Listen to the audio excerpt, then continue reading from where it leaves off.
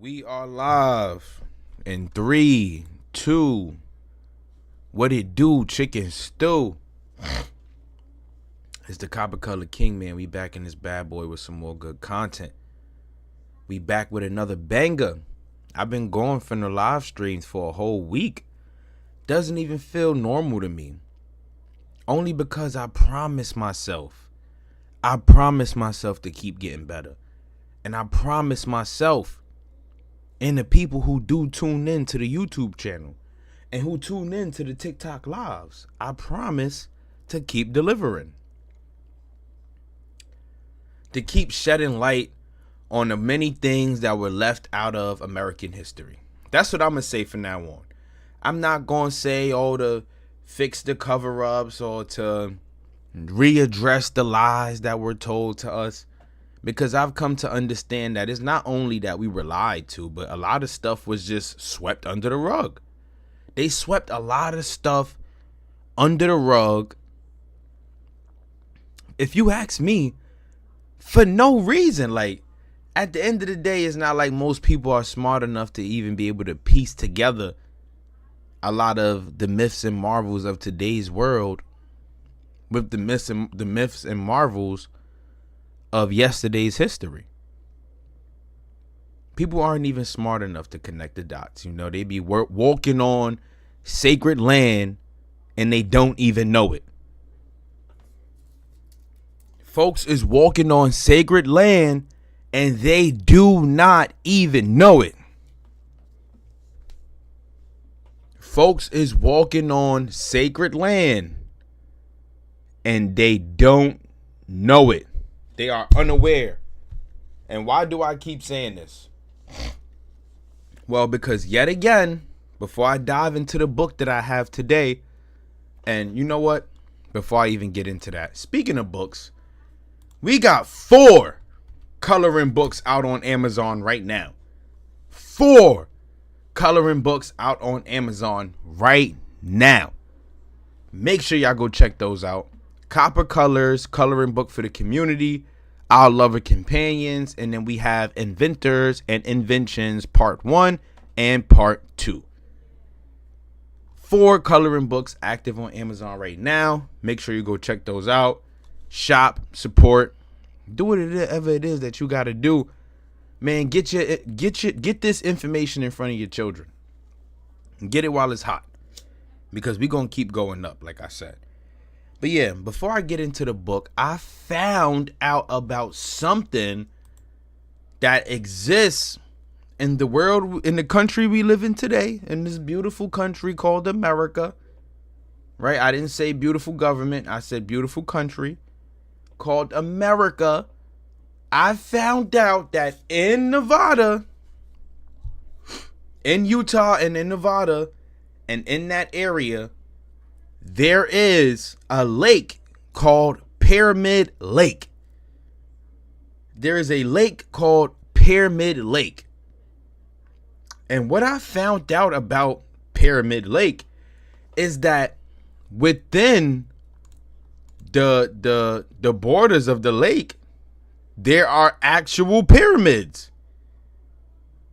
There are actual pyramids. Look, check this out. I put this up on my TikTok for those who subscribe or are following. Right there. Right there. Now, I found this video, excuse me, y'all, on Facebook. On Facebook. I found the video on Facebook. And immediately, I was like, whoa. Whoa. Like, what? Do y'all see that? It almost looks like steps. It almost looks like steps. This is in Nevada. Pyramid Lake. And around the lake, surrounding around the lake, you have different megalithic structures that look just like this.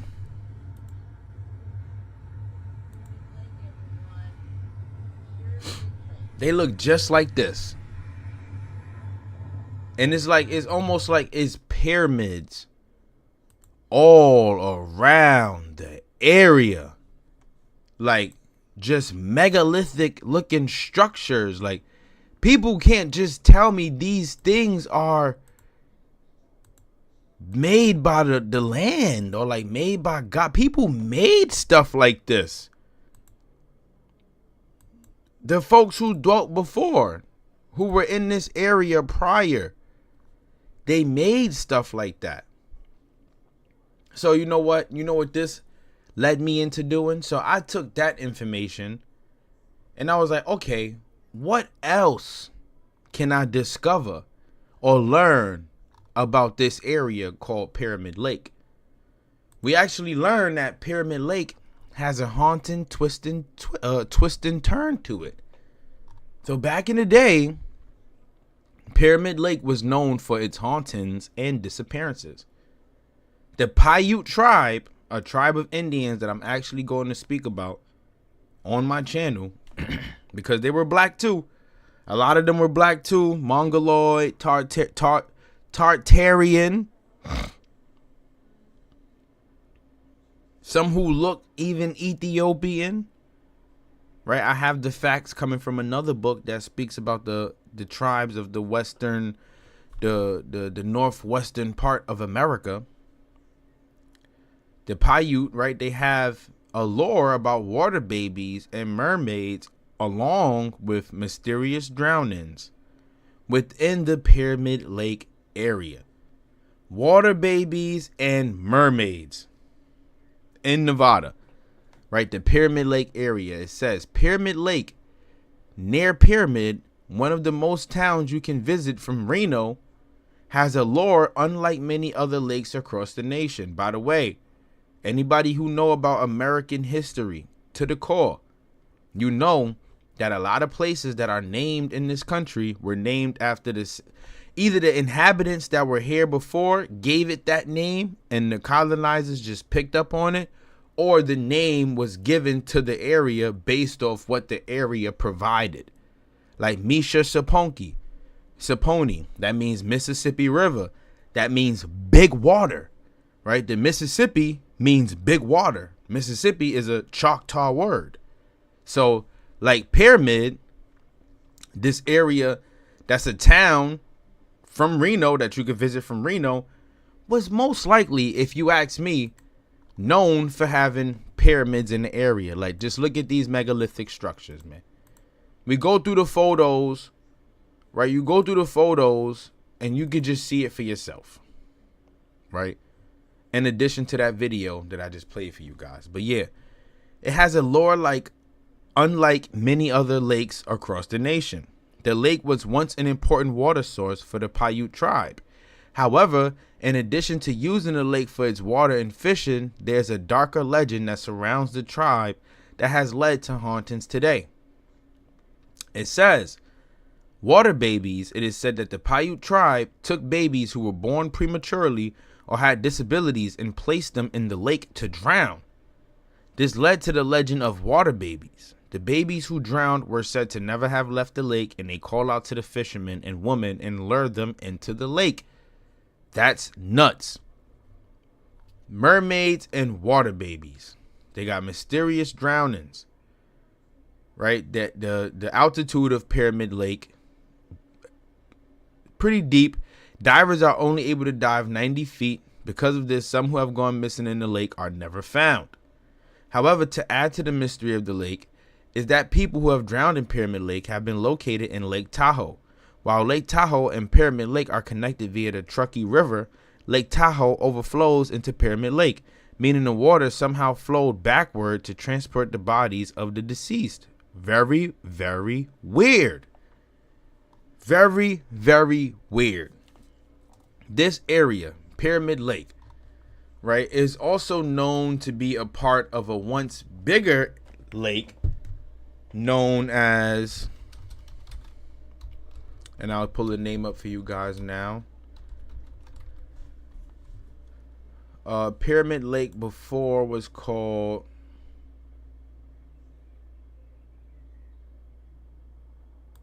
and if I'm not mistaken, Lake Lahontan. Lake Lahontan. Now this is a ancient lake that once existed here in America a long, long time ago, but has since then, according to the historical documentation, has dried up. Right? It has dried up. It dried up, and the waters from the lake flowed elsewhere. Right? They flowed elsewhere. Just to give some background on it, let's just see what we could find out about Lake Lahontan. Or you know what?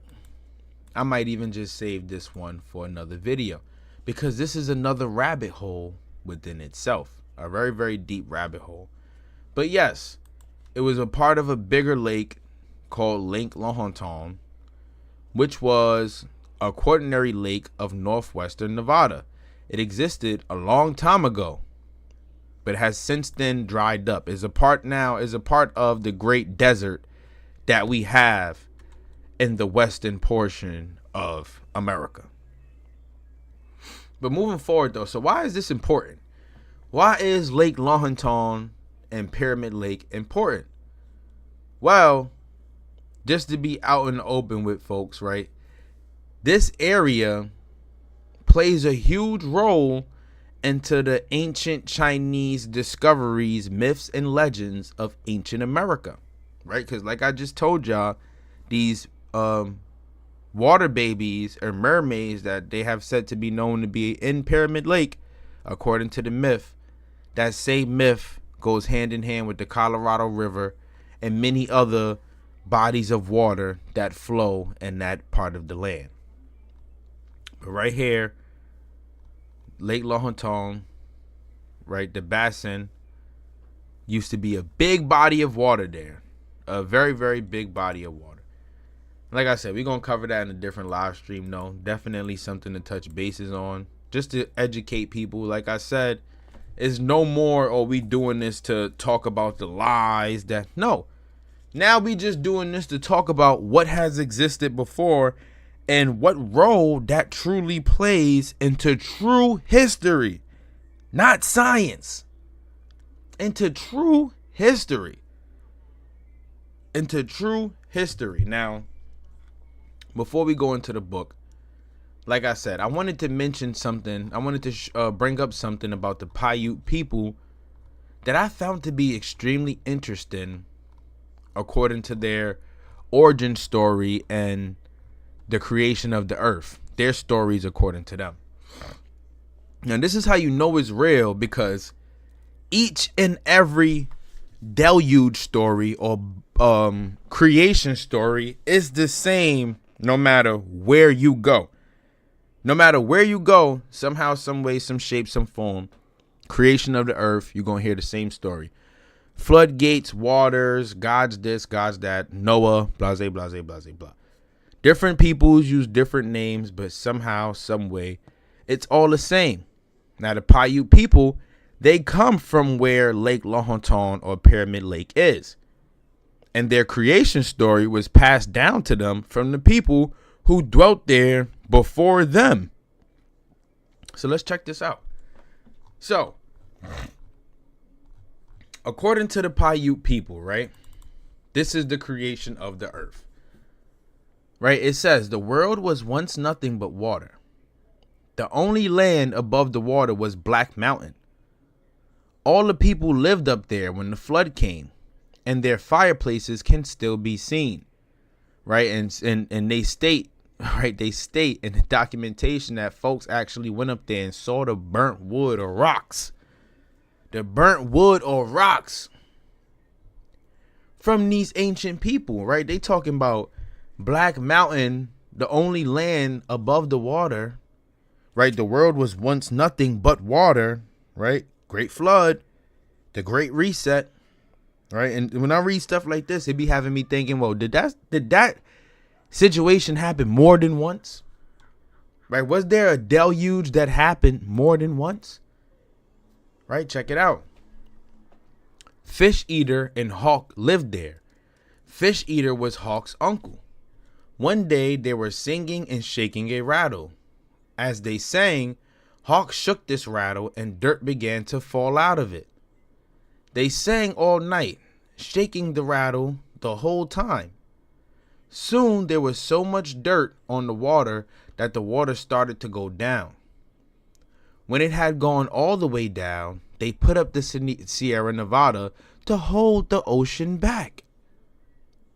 Soon they saw a river running down the valley. When they finished making the earth, Hawk said, "Well, we have finished. Here is a rabbit for me. I will live on rabbits in my lifetime." Fish Eater was over a swampy place. He said, "I will live on fish in my lifetime." They had plenty to eat for themselves. It was finished. That's part one of their creation story. Now they're using a reference. They're referring to the fish eater, I'm assuming being a snake, and then the hawk, obviously bird. Two deities responsible for the creation of the earth. And here they go making a reference to a serpent shaking of the rattle. Snakes have rattles. They're making a reference to the serpent. Serpent worship comes from the Nagas. That comes from the Nagas. But then in that same token, when they make a reference to the hawk, that's like sun worship, because all tribes who hold a reverence to the hawk, or all peoples, you can connect them to sun worship. So when I see stuff like this, what does it tell me? Could this be a reference to those two groups of peoples dwelling in one place together? That one place being America. Right? America. I'm just saying, this is their creation story. So we're going to continue. Right? So what else it says? Once the whole world was flooded. Wolf, who was the strongest and greatest man in the world, was alone in a boat in which he paddled around for a long time, right? When they talk about this wolf being in the boat, right, that's like a reference to Thoth or Noah, right? The only person to survive the flood. Right? Like I said, all stories are the same no matter where you go. They just use different names. Check this though. He was lonely and wanted somebody with him. He made Coyote and called him brother. Wolf said, "We can't paddle around all the time. We must have some earth." He took a handful of earth and placed it on the water. It stayed there. At first it was very shaky, but later it became solid. He then added more and more earth until he had a little round place. They got out on the earth. Coyote, who was always running around, ran back and forth. And all over the earth he said, "I want to step a little farther. This is too small. Can't you add a little more earth? I am tired of this little strip. Can't you make it bigger?" His brother added more dirt, and Coyote ran around again. He went right to the edge of it. He said to his brother, "This is too small. Can you make it a little bigger?" His brother added more earth, and the place grew. And this way, it grew larger and larger until it became as it is today. Now, this part of the creation story, I haven't been able to find in any other creation story myth. The only thing that we could make the cross reference on is the great flood, and that wolf being the Noah figure. Mind y'all, all this is taking place where? Here in America. Right? Here in America. This is the Paiute people. Let's continue. Here they go, making a reference to the flood again. Once there was a great flood. There was water everywhere. Mallard duck began to sprinkle dirt upon the water. The dirt became larger and larger, and finally the earth was formed. Then Mallard took many tools and bound the earth together so that it would not fall apart. Now, I just wanted to mention those because here, even with the Paiute people, we have references to the deluge. The Paiute people have connections to some of these Tartarian tribes that came over here to the Americas, aka the ancient Chinese.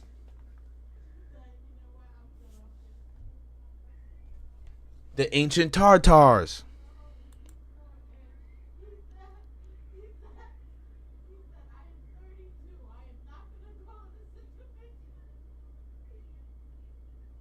All right, bro. Yeah, just hit me on TikTok. Give me all the information wherever I gotta send it to. I got you. Milestone Thoughts. What it do? Chicken Stew family. But yeah, there's a flood story going across most tribes and civilizations that were here present in America. And they picked it up from most people who dwelt here before them. These things are passed down. They are passed down. Now, like I wanted to go into, right? I just wanted to bring that to the channel just to talk about Pyramid Lake a little bit. How interesting that could be, you know, these Paiute people who dwelt in the area of Pyramid Lake, how they even have a flood story, where that could possibly come from, and how it can connect to Pyramid Lake and the ancient Lake Lake Lahontan. We're going to read about this in another video. I actually want to read about it by myself for a little while, just to get a better understanding. So yeah, we are back in the book. Just to give y'all the title again, I love this one. I'm sorry, this is a really, really good book. Like the fact that the ancient Chinese have accounts of all of these mysterious, cool things happening here in America is just mind blowing. It is mind blowing because I feel, as an American, as a young black American that we are taught to undervalue our country. Right? This all goes hand in hand to them telling us, hey, you're African. You know, you got African blood. Right? Because it's like saying, don't appreciate where you are now or where your family's from. Appreciate a land that you don't even come from. I've seen so much about the Great Pyramids of Giza in my entire life, but people rarely ever speak about the mound builders. This is the first year in my entire life where I've ever heard somebody speak about the mound builders, other than Big Dog Kurimeo. Always gonna give him his flowers. Right? But anyway, yeah, the ancient Chinese account of the Grand Canyon and the course of the Colorado. Now, we read up to page 9, and what we learned is that the ancient Chinese had an account of America being known to them as the ancient mulberry land, or the helpful Fusang, and that over here there dwelt 9 sons. These 9 sons being representations of 9 Negroes. However, these 9 sons are deceptions. There is only one great true son. Hair. They found all of that hair in America. This is from the ancient Mexicans, the ancient Chinese. They speak about these things, and their stories are the same. The ancient Mexicans come from Aztlan. The Aztecs, Toltecs, all of these people come from the same place. And their ancestors came from Siberia, who came from Tartary, who most likely had a connection to the Khan. Right? They make mentions of the Yucatan being an important place here in the Americas, right? What else we learn? We learn that they had the term child of the sun comes from the experiences that they had here in America. Right? The child of the sun, the meaning comes from their voyage through a cold, desolate, frozen zone. And they were being guided by the children of the sun, aka these 9 Negroes. Right? These 9 deceptive, quote unquote, Negroes. Right? We also learn that they speak about the Grand Canyon and the Colorado River, and how the Colorado River has almost a melodic tune to it, that when it flows, you can almost hear it playing music. Right? They say that in the Colorado River, it almost looks like there are giant steps in the river. Steps for giants or gods. where the water to disappear. The exposed bed of the Colorado, with its ascending series of steps, might be likened indeed with truth to a stairway for giants or gods. You're telling me there are steps under the Colorado River that look like a staircase for gods? And then you're going to tell me that in the Grand Canyon there's a place called Grand Staircase Escalante? Check out the last live stream. I mentioned it. Man, they said the Colorado River was bottomless. It's a volcano at the bottom of the Colorado River. A volcano. How many of us actually could sit here and say we knew that? That's crazy, because that volcano could have had something to do with the deluge or the Great Reset. I dropped a video about the Chicxulub Club crater and how there was basically a situation that happened billions of years ago where an asteroid hit the Earth in the Yucatan and destroyed all of the animals and life, blah, blah, blah. We know that as the Big Bang. But what they told us, or what I learned from just doing that research alone, is that the origins of mankind, the cradle of civilization, is in the Yucatan. It is in the Yucatan. There's no denying that. And now you telling me we got God staircases in the Grand Canyon, one of the most interesting places on this mother-loving earth? Come on, man. Listen, I'm not going to continue to chat. I just want y'all to read along with me and fall in love with how the author breaks this book down. We about to go for like about 10, 15 pages. Because I know folks got to work in the morning. Got to take your kids to school.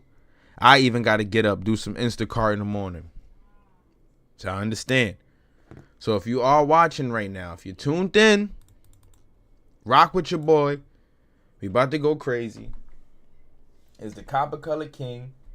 I appreciate y'all all the time. Every time. Let's do it. So what does it say? Music in the Grand Canyon. All right, just to back up real quick. So there's said that there's a little sun-child ruler that lived in the Grand Canyon. This little sun-child ruler, we learned, was a prince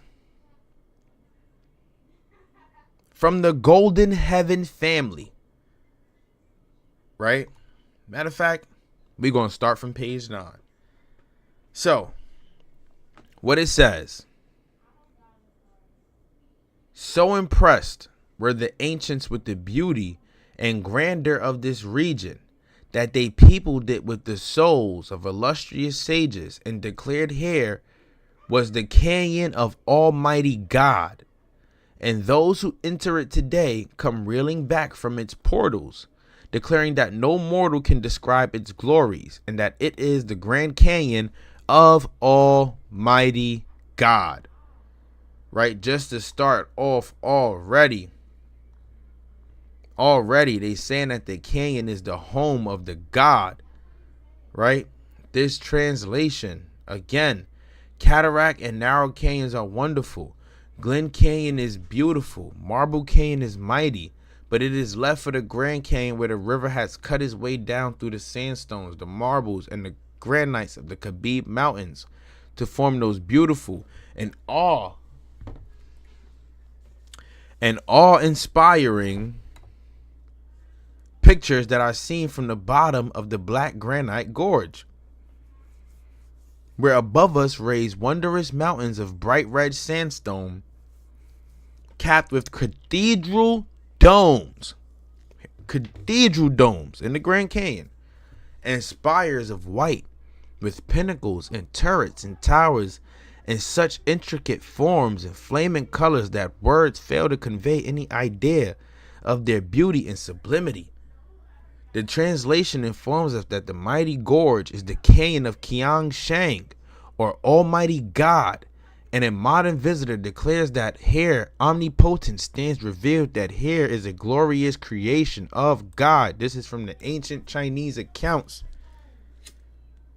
They call Almighty God Qian Shang. They said the canyon was the Qian Shang, the Almighty God.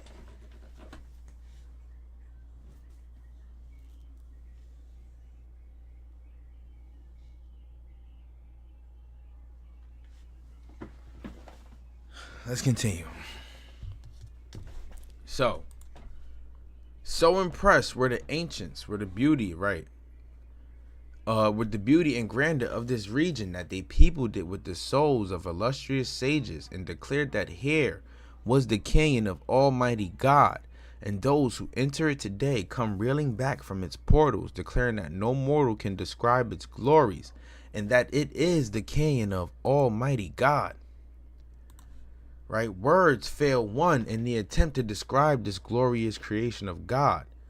The impression it leaves upon the mind is overpowering. One feels as though he had been admitted into the presence of the Jinni of the Plutonic regions, had penetrated to the very heart of the inner world of elemental creations. We need not wonder that the old account connects a revered ancestor with this glorious and celestial retreat in the Grand Canyon. He is called Shao Hao, and is further termed Jew, or a suckling child, right? This is where they start talking about a little sun god being the ruler of the Grand Canyon. This is of Chinese accounts. Shao signifies little or a little, and Hao is formed in the signs for sun and heaven. It is therefore evident that the Jew, the little kid or infant at the canyon, is or was a little sun child or child of the sun. Now, when they talk about this, they start going into it as if this young man is Jesus. Check this shit out, son. This is crazy. American rulers called themselves children of the sun. No, American rulers did not. Tartarian and Siberian rulers did. Right? There was a multitude of people here in America. I just want people to understand that. But, however, they make this very clear. Check this. And we should be careful not to confound our Arizona prince with any Asiatic ruler. The Hao or Shao Hao of supposed Chinese origin is represented by some different symbols. The little child of the sun at the Tahoe or Grand Canyon should not be, must not be confounded with any early Chinese sun worshiper. So they are making it very clear, right? This is from Chinese accounts themselves. The author is just breaking it down in English. They are making it very clear that this little sun child is not Asiatic. He is not Asiatic. This young man is purebred, 100% American Negro.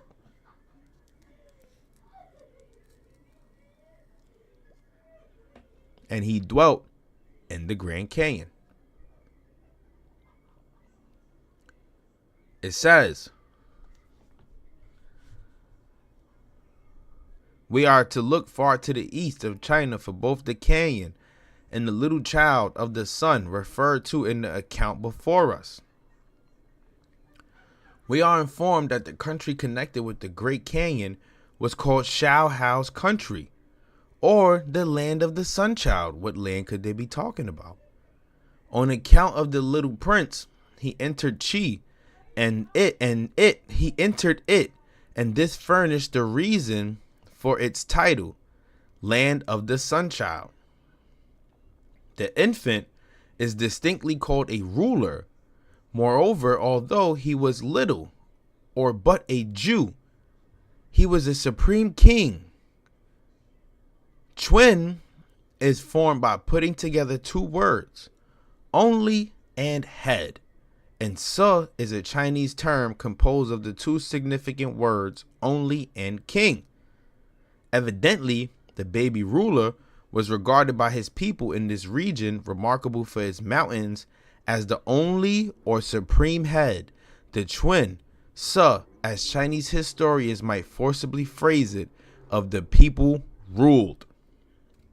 This child of the sun was the ruler, the most high, the only ruler for these people. Right? The only ruler. And it says, because the infant was king and even the supreme king, it is reasonable to suppose that his father was dead and his mother alive at the time when he was carried into the Great Canyon and duly suckled there. We need not just here attempt to unravel his history. Enough to show that our Grand Canyon is positively and clearly referred to in Chinese literature. We may, however, note that the fact that the royal infant belonged to the Kinten, or Golden Heaven family, and this title must be considered when the history of our Arizona prince comes to be investigated. The Chinese terms in the original are Xiao Hao. It was the little sun child ruler and supreme king who was at the canyon. Particular attention should be paid to the fact that, although regarded as a supreme ruler, the prince is represented as being but a suckling when in the neighborhood of the Great Canyon. Now, the translation states that this baby or supreme lord, of whom no further description is given, left there his lute and lyre. It says that his lute and lyre are in this canyon. Now, his lute, they're referring to this as being like musical instruments. However, to prove that this little sun child is more so a deity, the lute that they're speaking about is the tunes that come from the Colorado River. Check this out. It says, it is absurd to imagine for a moment that a sucking infant could own or could really be really supposed to own a lute. The Chinese text does not say that the musical instrument is his. And yet, curiously enough, it does declare that the baby prince left or abandoned a lute or lyre in the canyon. Why should such a matter be mentioned? Supposing that a fiddle was left behind, or a drum, or a rattle, why should the trivial fact be gravely recorded? If a lute was left in the mighty chasm, it remains might be there still. But how could an infant be said to leave or abandon a lute? Would he not try, so well as our memory serves, to first get it into his mouth? Were not his chubby hands quite stout enough for destructive arts tear the strings apart and feed the music to the nearest cat? Would it be a lute at all when ultimately relinquished? And if the babe derived pleasure from ill-treated and squalling strings, why should he leave the lute behind?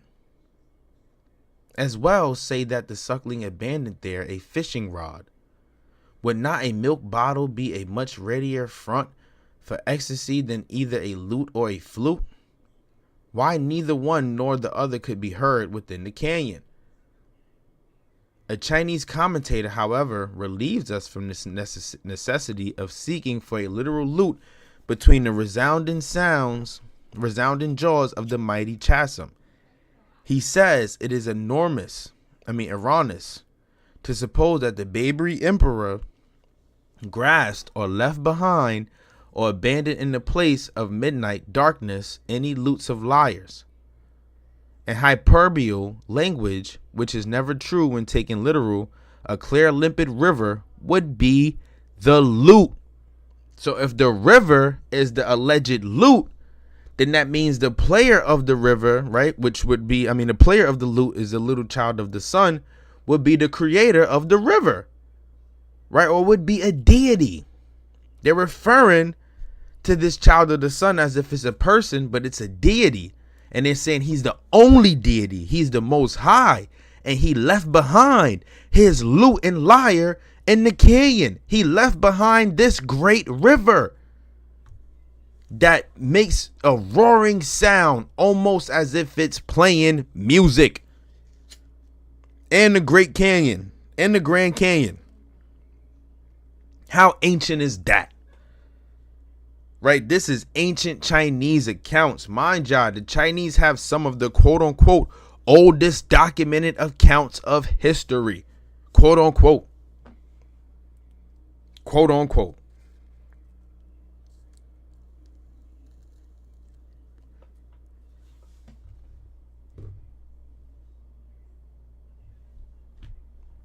But let's keep cooking though. Let's keep cooking. So, right? So they ask, how could a clear stream serve as a lute?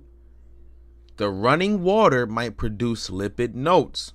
Thus Moore in his Old Harmony uses the following words. Listen, when the night wind dies, down the still current like a harp it sighs, a liquid chord in every wave that flows. Here is a current of water likened to the string of a harp, and the playing of winds compared to music. Miss Sigourney calls Niagara a trump, and we accept the assertion, although literally it is quite untrue.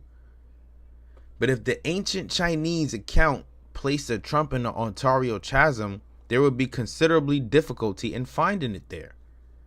Fortunately, in the case immediately before us, it is a Chinese author who tells us we are to seek for a limpid stream rather than for literal lutes or lyres. This is coming from the Chinese. The mention of the latter would probably imply that the sounds of some stream or streams in the Great Canyon are of remarkably soft and musical character. Streams may produce delightful tones. Thus, one observer at Yellowstone tells of the mysterious music of the distant falls, like the tremulous vibration of a mighty but remote harp string. If you listen close to the Colorado River, that mother lover will sing to you like Destiny's Child. That mother lover will sing to you. Hit the high notes like Luther Vandross. That's what the author is telling us right now.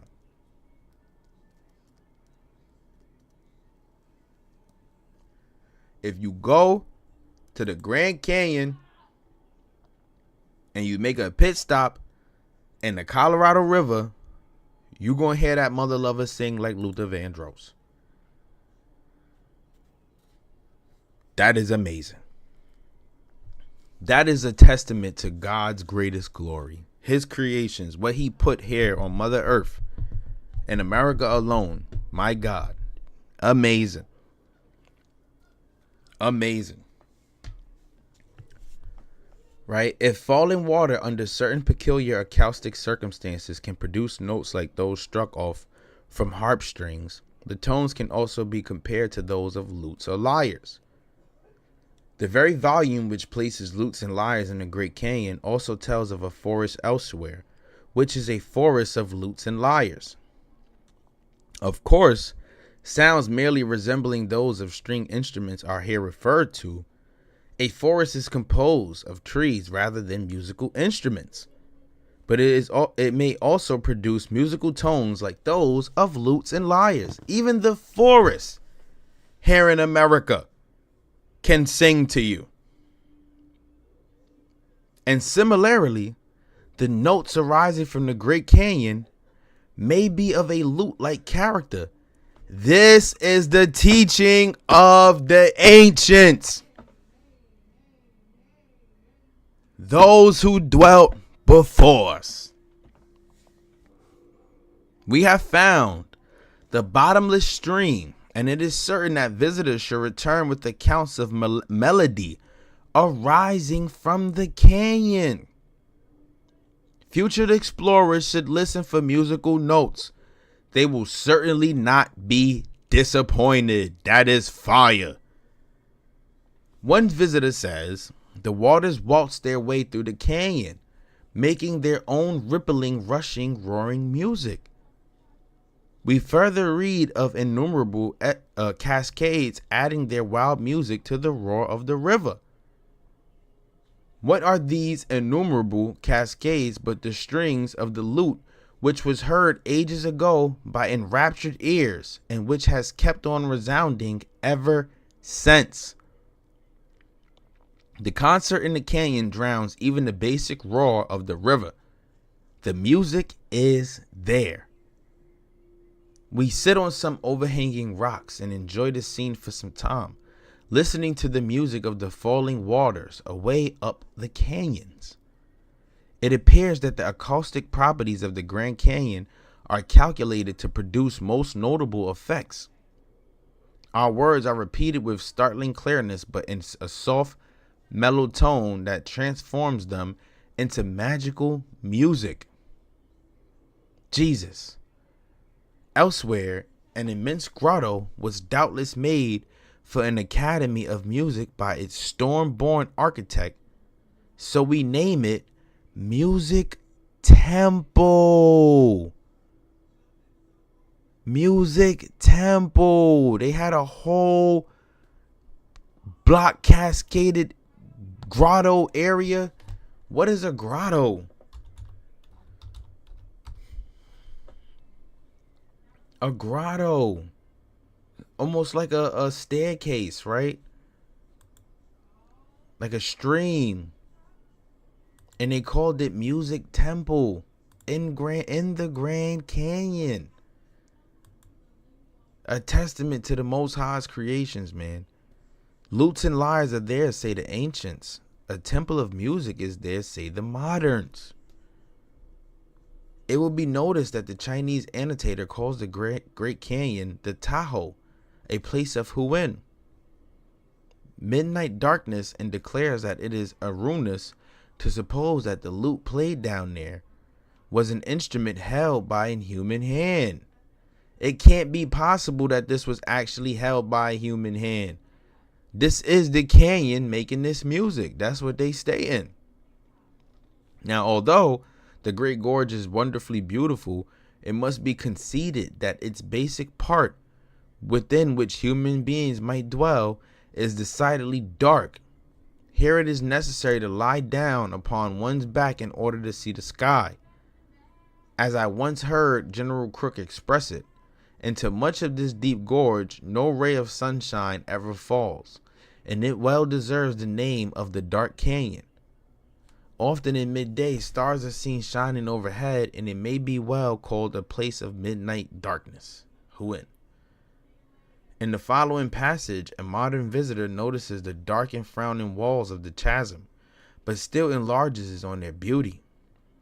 One would think that after traveling through 600 miles of those canyons, one would be satisfied with beauty and grandeur, but in this fact lies the charm. One of the 600 miles, not 2 miles, are alike.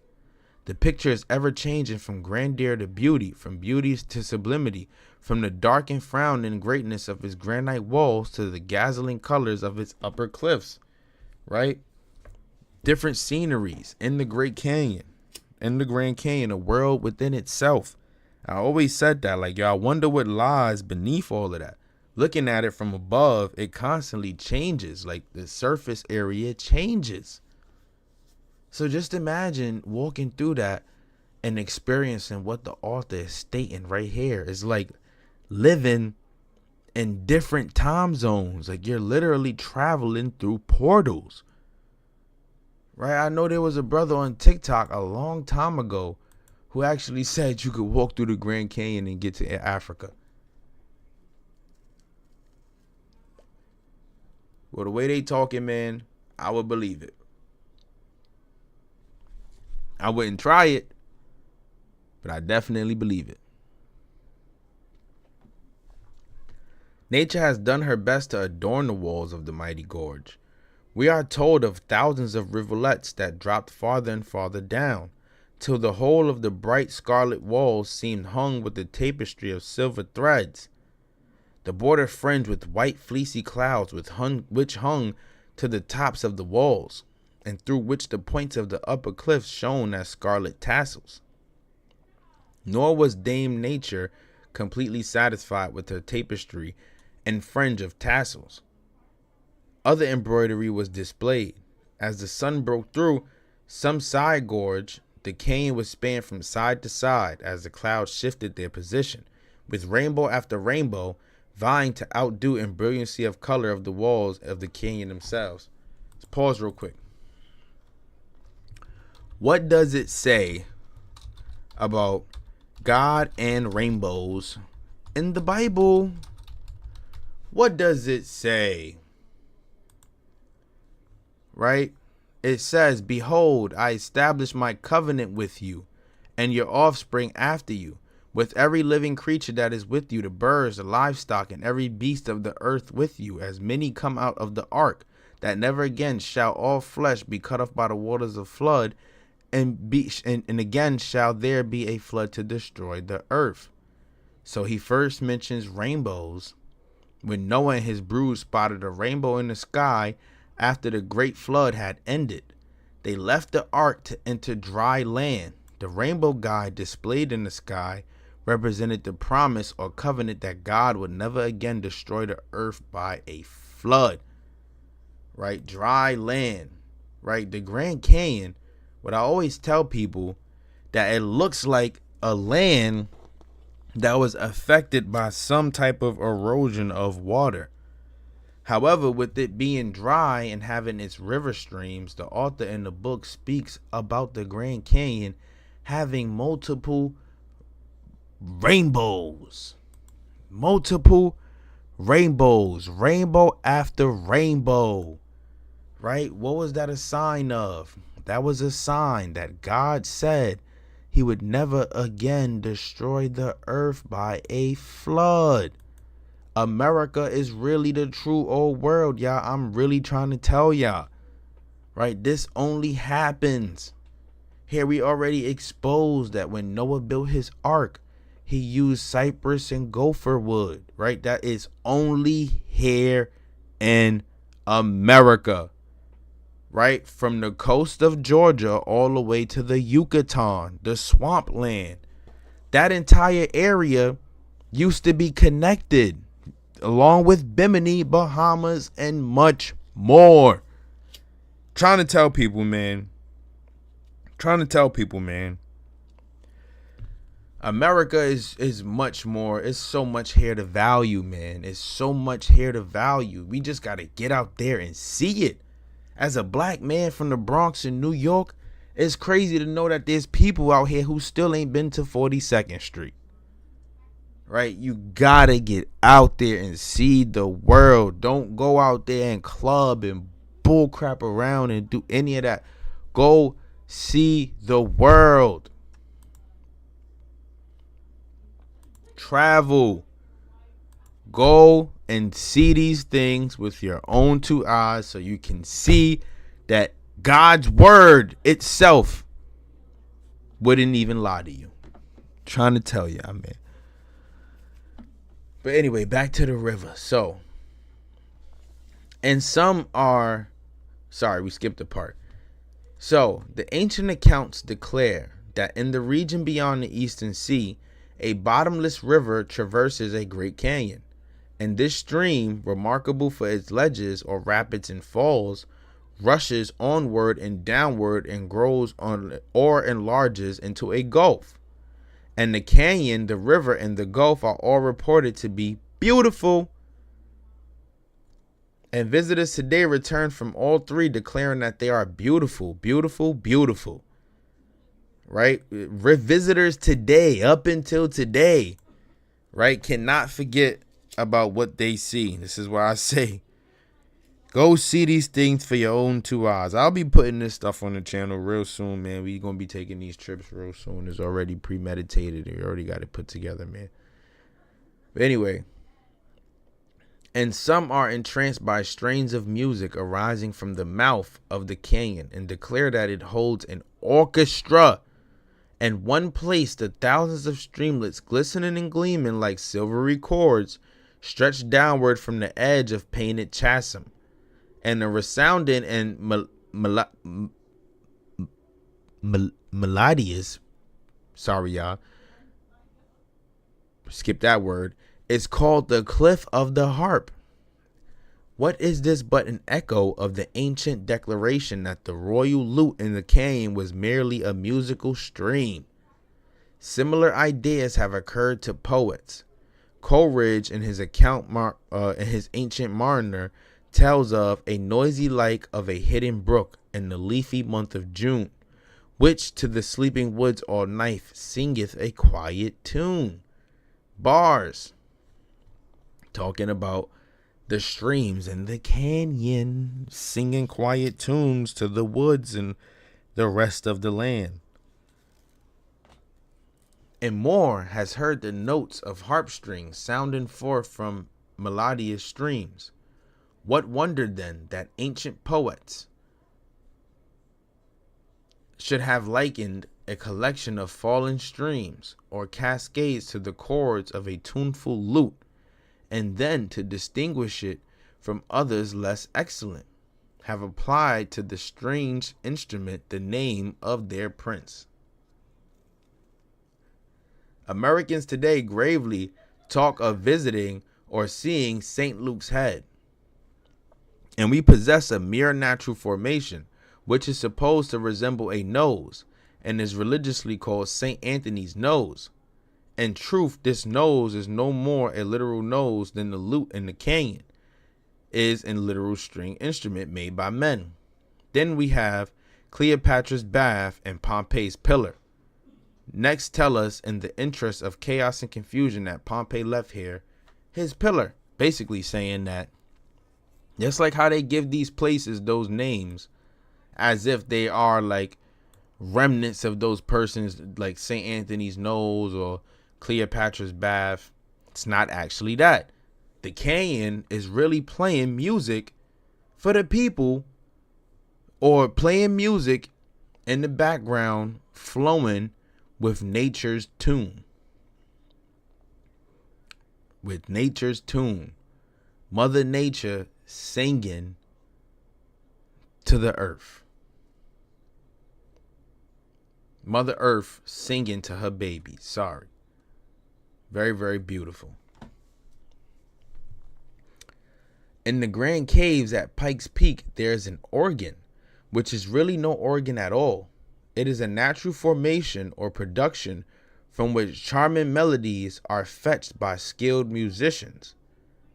Now, if we ourselves can gravely call a musical highly strung rock an organ, may not the ancients be excused for calling a combination of musical streams a lute? Contemplating the cliff of the harp? We can readily understand how old-time visitors found down there the tuneful string of a lute, and how an imperial child of the sun was unable to lug along his notable musical toy. There it remains, a melodious notes still come floating up. Lutes and lyres are there, say the ancients, an academy of music, say the moderns. The Chinese annotator remarks that the Lies say a class of sages and teachers are unacquainted with the Shuhai or Gulf situated towards the east, assuming that they're speaking about the Gulf of California. The Chinese scholars of the writer's time knew little or nothing of our Gulf of California. However, it is known to some, and we are now informed that its key energy, a few or nearly approximately, ye guess to bet 100,000 an intermediate number. Sorry, what they saying how far it is, right? They saying how far the Gulf of California is. However, it is known to some, and we are now informed that it is key. It is a few to guess to bet 10,000 lei, 100,000 miles. A single won lei should measure about 3,000 miles.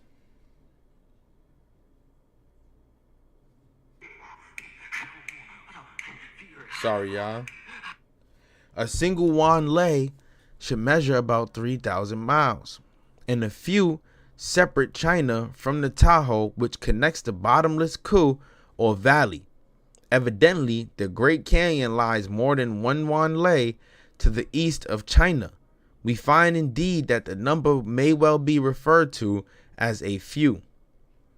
Nor can the Gulf be more than about 20,000 lei to the east, seeing that this Gulf of California is in the region beyond the Eastern Sea, along with the food tree, which has a trunk of 300 lei. Remember, if you saw the last live stream, the food tree, the part where it's about 300 lei, where they talking about, that's like about the northern part of North America, where Canada,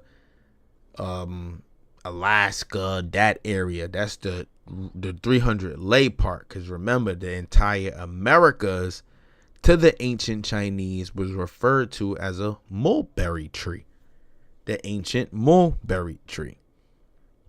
See, these dudes, man, give credit to the Chinese, because here they are exposing in their own accounts, and is being translated into English, what our country consisted of, right? The stuff that our own historians don't want to put in the books, the Chinese did it for us, right? But it also proves that, yeah, they were coming over here in huge numbers, right? Settling, creating a lot of their own tribes, and bringing a lot of the languages, ways, and customs from Siberia and China. That's why you see them dance the way they do today, and a lot of other stuff that come with that. It's a whole lot. It's a whole lot. Right? But anyway, in short, the Gulf and Canyon are along with Fusang. And Fusang is about 30,000 lei to the east and merely 10,000 wide. Accordingly, the Gulf is but a few yuan lei to the east of the Flowery Kingdom. To look for the canyon and tree within the Philippine Islands, contiguous to China, is simply impossible. The islands have been pretty well thrashed over lately, and no one has met with the tree. It has a trunk of 300 lei, and collectors of curious or strange plants should keep wide awake and see that they don't pass it in the dark. And yet, with its 10 moons, how miss it? How fail to notice our glittering, gleaming, glorious candelabrum? It couldn't have fallen or drifted over to the Panama Ditch. It can't possibly be now stuck in any South American flower pot. Catching the tree seems to be as slippery as catching tartars. And perhaps when the first is found, the others won't be very far off. Peep, you see, as catching tartars. Where were these tartars that were that were fleeing from being caught? Where were they fleeing to? Great old mulberry land, the helpful Fusang, the land that helped their people. We gave them freedom when they were facing execution. Right? The Tartars were subjects of the Mongols, and this is all facts. Y'all could do the research. You'll find it out. Tartars, great builders, yep, they came over here and dwelt with the Nagas here in America. The many Nagas, the great serpent worshippers, the AKA the Egyptians, right? The Shemitic peoples, right? They were all here dwelling together. Tartars, Hamitic peoples, Japhetic peoples, Semitic peoples dwelling here in America together. Right? But we all know them Japhetic folks, they like going to war. So what happens? Right? They take over. Right? I wanted to bring the chart to the channel, man. Oh, I forgot. But there's a chart that actually showed what tribes were here first. The Olmecs and Mayans held it down first. On top of that, the Olmecs that they teach us about were thieves of the land. Because the true Olmecs are called Sopak, the Zopak peoples. And they dwelt here with the Mayans. So let's really talk about it. Right? Let's really talk about it. They throwing the facts in the book for us, though.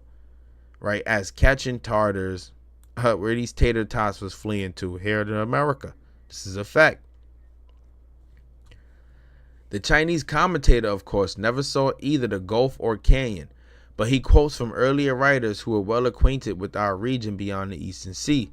And one of these, named Chan Tuangsi, is quoted for the effect that in the Tahoe, or Great Canyon, high winds occur or come expectedly upon one. Do storms arise suddenly in the neighborhood of the mighty chasm? One modern explorer says, I go up to explore the alcove.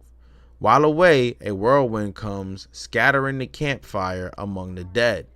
Willows and cedar spray, and soon there is conflagration. The men rushing for the boats, leaving all they cannot readily seize at the moment. And even then they have their clothing burned and hair singed. Storms occur in all parts of the world. Is there anything peculiar about the tempests which are said to suddenly arise in the Great Canyon? One visitor says storms are not frequent, and these occurring where the canyon walls were a mile high and close together produced an effect that was almost supernatural in its awfulness. Right? Just to touch bases on it more, check this out.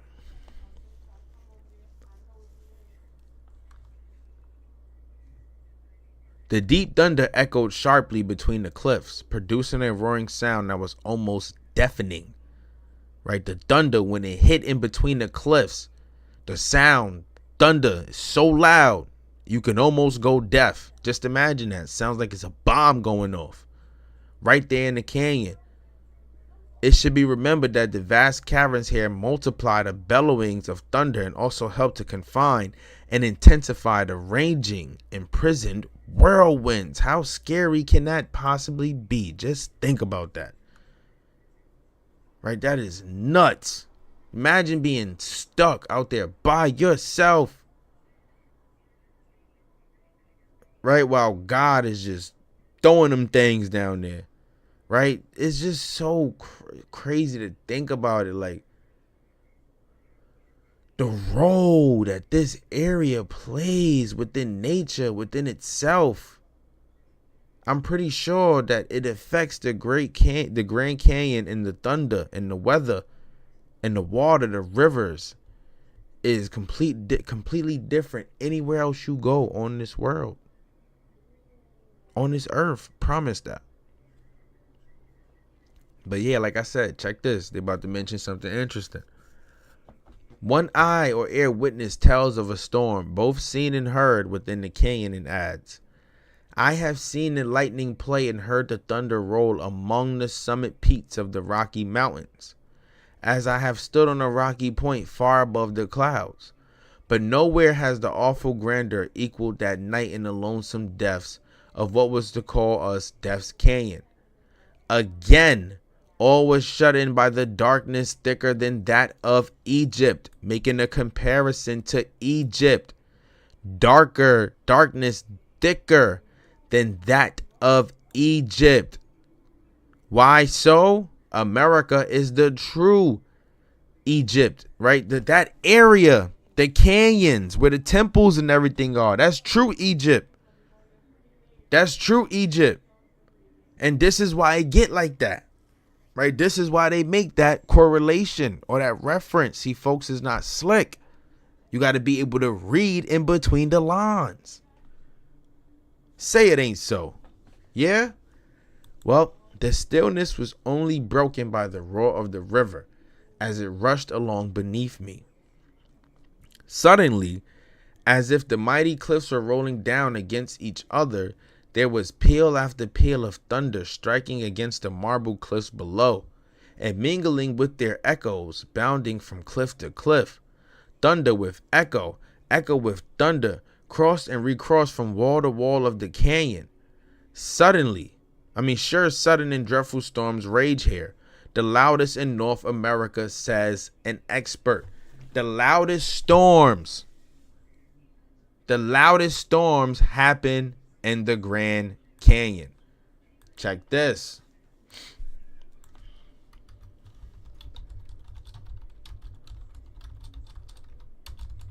What does it say about? God is the one who causes rain and droughts, who controls the wind and even stores up hail, snow, thunder, and lightning for his purposes. He sits enthroned over the flood.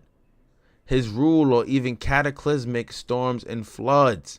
Right? He is responsible for the loudest of thunders.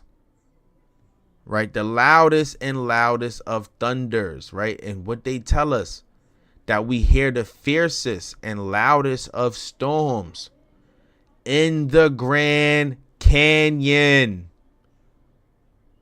In the Grand Canyon. Right? God thunders his mighty downpour. Right? In the Grand Canyon. What is this telling us? What are they really saying, bro? You got to think about it.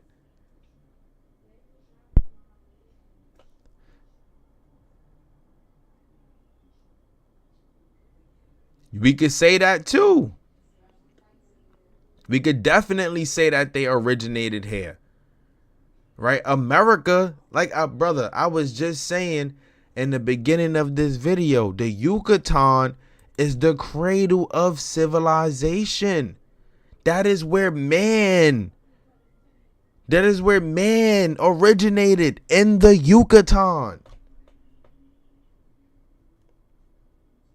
It is in the Yucatan. So it's funny that you also say that too, brother, because they get these ancient Chinese get their stories from the ancients. Right? And like I always tell people, stories, cultures, customs, ways, habits, all of these things are passed down through generations. So you have a fact, my brother. That is a fact. That is a fact. Please, let's teach these people, man. They got to understand. Right? The loudest of storms rage in the Grand Canyon. In the Grand Canyon. And it's so funny because that's very close to the Gulf of California and Gulf of Mexico. Right? And storms rage in both of those areas.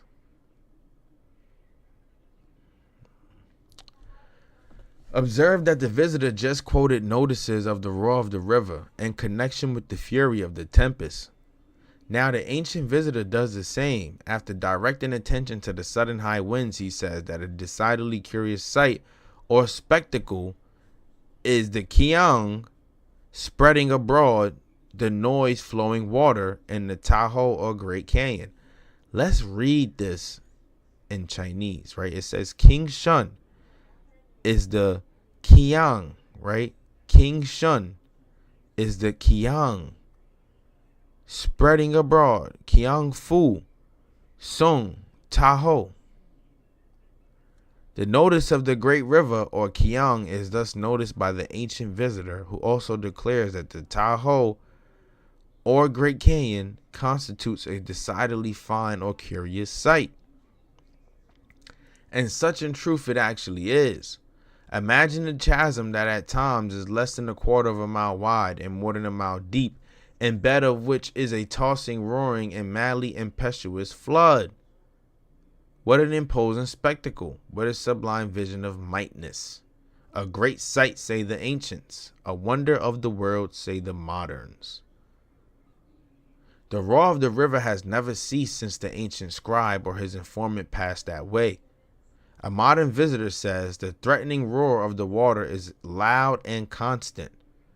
Again, the roar of its waters was heard unceasingly from the hour we entered until the time we landed here. No quiet in all that time, our navigator tells of a bore in connection with the resounding stream. In the stillness of the night, the roaring of a huge mass could be heard reverberating among the windings of the river. This singular phenomenon of the bore, as it is called, is met but with a few places in the world. In the course of 4 or 5 hours, the river falls about 30 feet. Another explorer pauses at one spot in his amphibious career to note that high water mark can be seen 50, 60, or 100 feet above its present stage, proving that their water levels were way higher in the Grand Canyon once upon a time. And when a storm bursts over the canyon, such gulch is dangerous, for a sudden flood may come and the inpouring waters will raise the river so as to hide the rocks before your eyes. Proof of the deluge. There's proof of the Great Flood right there, man. You can't deny that. You cannot deny that. Right? Storms hit the canyons and will again submerge the rocks underwater. Right? The water recedes up and down. Right? There was water covering that part of the land.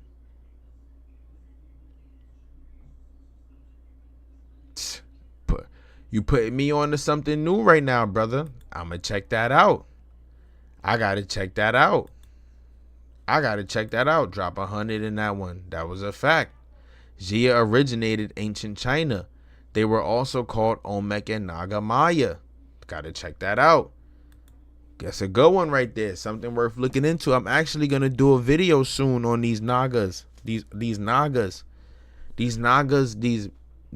from Hindustan, India, and the connection to Egypt and the connection to the people of the Yucatan, the Maya. I'm going to do a video on that real soon. It's coming real soon. But yeah, man, proof of the flood in the canyons alone. Let one local storm hit, and there again, we have the rocks submerged under the waters right before our eyes. We have God's work happening right before our eyes. If he wanted to, he could do it again. That is the proof. If he wanted to, he could do it again. Right? Another navigator who was never without a life belt, which he found of vital use when riding his too often overturned ark, tells with amazement of the waves, torrents, and cataracts of his wildest of rivers. A ceaseless basic roar is there, deadened at times by floods of music, yet nevertheless internally there. Son was riding in an ark through the canyons, riding in an ark, just listening to the water, the music water. The water music. Wow, so that's crazy, man. These references, man. I'm telling you, it's crazy. The sea connected with the Great Canyon is elsewhere called a pulha. A pulha is said to be a gulf, and we find a gulf, the Gulf of California, at the mouth of the Colorado. The Gulf of California is at the mouth of the Colorado River. The Colorado River drains out into the Gulf. Actually, remember how they say California was once an island, right? Was once an island, connecting more lands or other land potentially. Well, the Gulf was created by that water leaving from the Colorado River, leaving from the mouth of the Colorado River. That's what forms a part of that Gulf.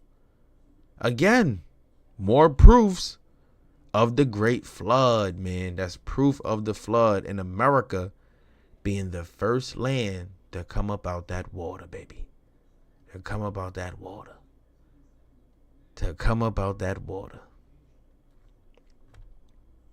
Right, so now a glance at the map shows that in a very peculiar sense, the Gulf of California is a high or a sea which meets the requirements of being shaped like an arm.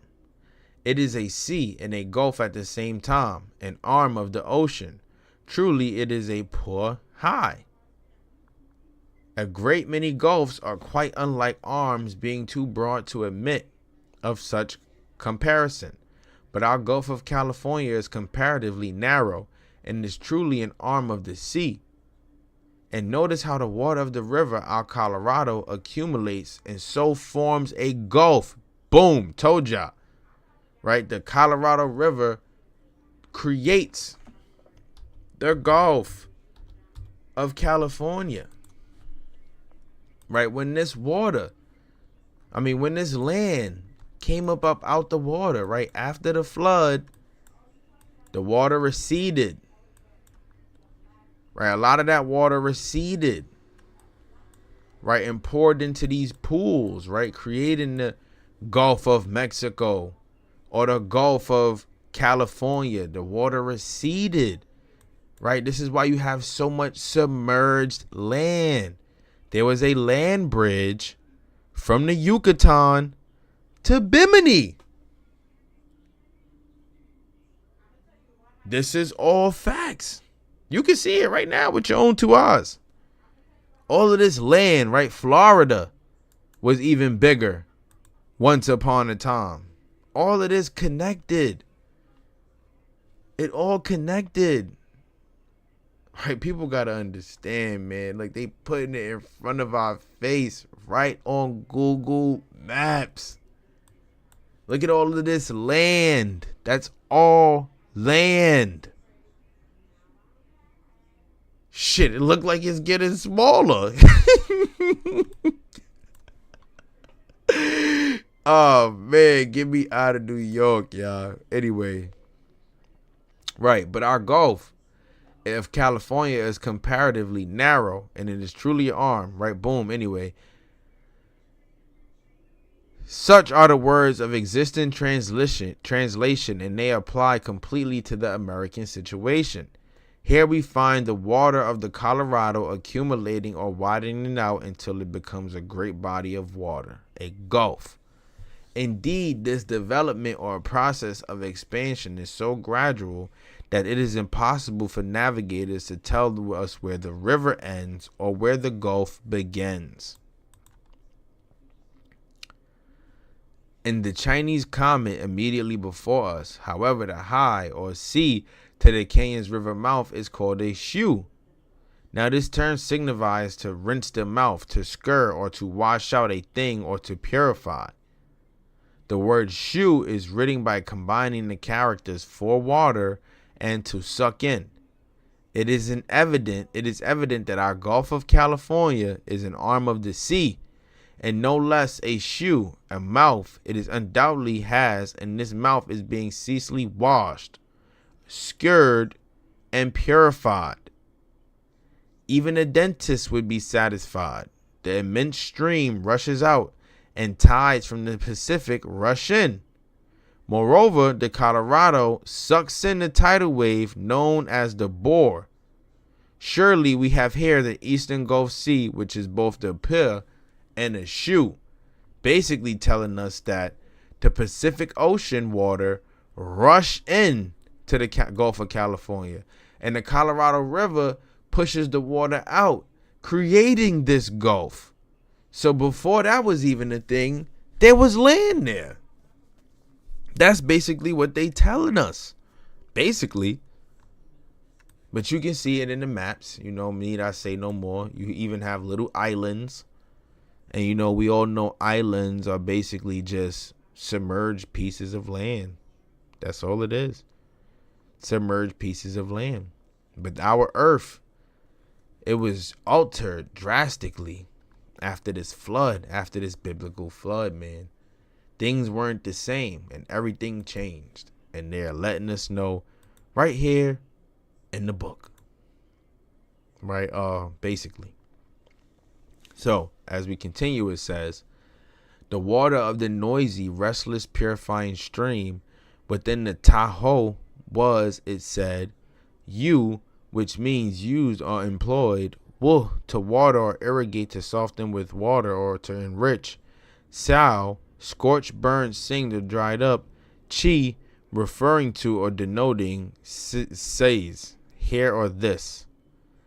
Evidently, the water of the Colorado was used to irrigate some ground or vegetation which was dried up or scorched. Oh, fire. Big facts.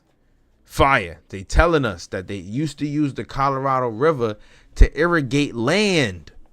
To irrigate and help vegetation, help crops grow. Right? Proving that there was some group of people dwelling in that canyon. There were people with them temples. With them temples. It's scorched and dried up now, but there was people with them temples. Right? What dried it up was the exit of the water that exited out into the ocean. Right? All of this. Oh, man. Like, we got to make it make sense. Just think about what they saying right here, bro. Think about what they saying. Evidently, the water of the Colorado was used to irrigate some ground or vegetation, which was eventually dried up or scorched. It's the same scenario like Lake La Hontan. Right? It dried up, scorched. You know? You can't grow crops there no more. There's no more water, right? Proof that civilization, people were living abundantly in the canyons. Abundantly. Right? Such a remark implies a high temperature during the period of growth between the walls of the chasm, and also leads us to look for some soil, some scorched or dried up soil, sadly in need of irrigation between the jaws of the canyon. Is there parched or desert soil on the banks of the Colorado? Here is the answer. The region through which the chafing waters of the Colorado run is forbidden in the extreme. A vast Sahara of waste and utility, a desert too dreary for either vegetable or animal life. A land that is haunted with windstorm, on which ride the furies of desolation. The earth is parched to sterility. Sterility. It is like the moon, a parched district save for the single stream which, instead of supplying sustenance, is eating its vitals. I want people to think about this. Noah's Ark, built here in America, sailed to Armenia. Remember, the Most High told him to take most of the animals with him. Why y'all think there ain't that many animals here in the Americas anymore? Right? Other than them kidnapping, killing, and shipping them off to zoos and whatnot.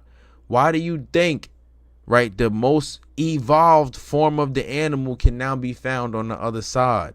But the most devolved or biggest form of the animal, the tapir, right? We got the woolly mammoth. We got the panthers. We got all that here in America, right? Here in America. God told the Most High to take 2 of each animal with him and sail to new land, right? Why y'all think there ain't that much animals here? Right? Why you think all vegetable and animal life would die in a place like the canyons when the waters left? Right? When the waters left, they just make it make sense, man. Ancient America, the true old world. I'm going to keep saying that till I'm blue in the face. But right. Another traveler visited Fort Yuma on the Colorado and says the ride to the fort was through a flat. A flat. Let's get some music playing too, as a matter of fact.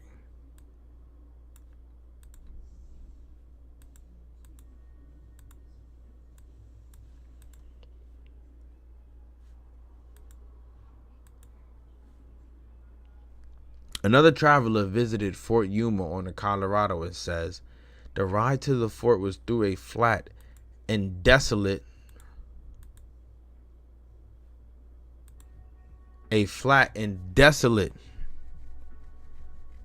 looking country. It was a dreary 8 hours ride. Other remarks are made concerning the barrenness of surrounding region and the intense heat of its summer climate, right? The canyons of the Sahara. The Sahara canyons, that's what I call it. In some spots, however, water produces magical effects. In the Mojave Valley, for instance, the annual overflow of the river enables the Mojaves to raise with little labor an abundant supply of provisions for the year. During one season, a few years since, the Colorado did not overflow its banks. There were consequently no crops, and great numbers of the Mojaves perished from starvation. Curiously enough, although rain fell furiously within the canyon, it was observed by a traveler that such rainstorms were invariably confined to the immediate vicinity of the canyon. The territory lying 2 or 3 miles east or west continuing parched with hardly a cloud above it. And the explorer wonders how some ancient inhabitants, whose buildings are now in ruins, managed to exit, situated as they were in a desolate country where there was a great scarcity of both vegetable and animal life. The ancient Chinese account connects a baby king, a supreme ruler, with the Great Canyon, and now states that the water was used within a gorge to irrigate the soil, which is represented as being dried up or scorched. Is the canyon remarkable for this heat? Surely it ought to be cooled down there. One visitor says that the canyon was the sultriest place I ever struck. And my experience includes some of the hottest sections this side of the equator. Hottest sections of that side of the equator. The canyon has the hottest sections, right? Weird, right? Very, very weird, considering the fact that it should be getting colder, right, on this side of the equator, right? But the canyon, the temperature is different. It's different. It rocks different, right? Mother Earth works differently over there, right? It's a reason for all of that. It's a reason.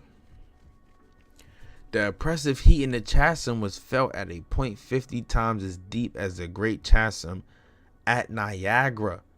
But despite the terrible heat, despite the discomfort of the situation, I was compelled to wonder and admire, for the Tahoe should constitute a magnificent sight, but it is also said to contain some scorched or dried up soil. Is such to be seen? An explorer reached the Colorado at a point where it is 266 yards wide, and adds that the soil bore nothing but dry weeds and bushes, and the whole scene presented the most perfect picture of desolation I have ever beheld. And if some sirocco had passed over the land, withering and scorching everything, withered and scorched, say the ancients, withered and scorched, say the moderns. And right there, we're going to take our pause. Right, we're going to leave off on page 17. So technically, we ran through 8 pages so far. And what we've learned is that the Grand Canyon, the Colorado River,